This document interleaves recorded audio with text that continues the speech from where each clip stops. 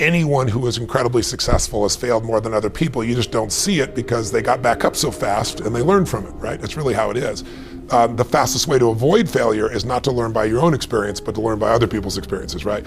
The way I believe in compressing decades into days, and the way you do that is modeling, once again. Finding someone who is the most successful in the world, it's taken them 20, 30 years, and digging in and figuring out what is the core essence of what's made them successful. What are the failures they had? What did they learn from them so you can avoid them? But the other part is you also have to know that success is buried on the other side of failure. It's buried on the other side of frustration. It's buried on the other side of conflict. And so you have to see this as part of the natural evolution. Peter Guber's a dear friend of mine. He owns the NBA Warriors. He took them from last place to, he told me a story about his life early on. He told me that when he was just a kid, there was a neighbor kid who had major physical deformities and potentially mental ones. And he saw one day his dad take him out and put him on this long bike with these two mini training wheels. And he put the kid on this thing who could barely walk. And he shoved him. And the kid went for a little bit and just crashed. Wow. And when he crashed and started to cry, the fathers got up and walked away. Oh, man. And Peter said he was so mad at this man. And he said this would go on every morning. And Peter would be looking out his window, and he went and told his mom, and he said, you gotta do something. He's abusing this poor boy. An interesting thing happened, he said. His mom said, stay out of their business.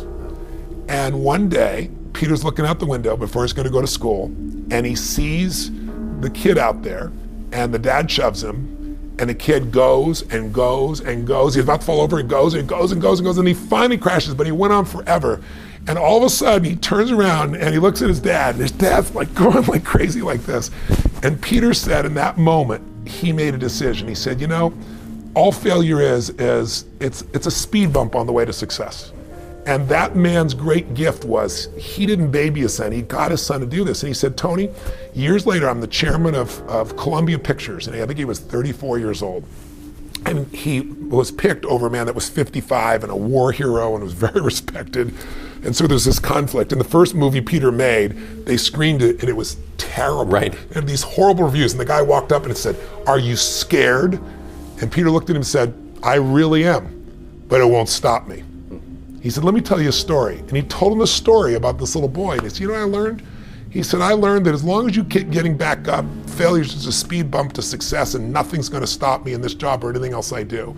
And he said, the story brought a tear to this man's eyes. He related to it in so many ways in his own life. And he said he went from his adversary to his ally from that day forward. So I really think we're all afraid to fail, but it's the only way to learn sometimes. I mean, when people succeed, they tend to party.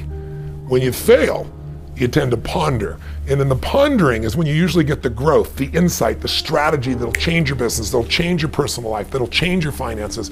And so I think, I don't vote for failure for anybody, but to think you're not gonna experience it is absurd. Right. The way to not experience it is to turn it into learning. The person that can go through failure like butter and it doesn't stop them, they just change their approach, how long will you give your average child to learn how to walk?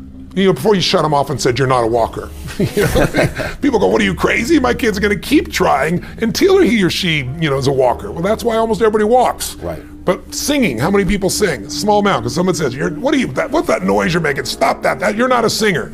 Well, once you decide that, you stop trying. Failure is only when you permanently give up. If you learned anything and you apply what you've learned, failure is a stepping stone.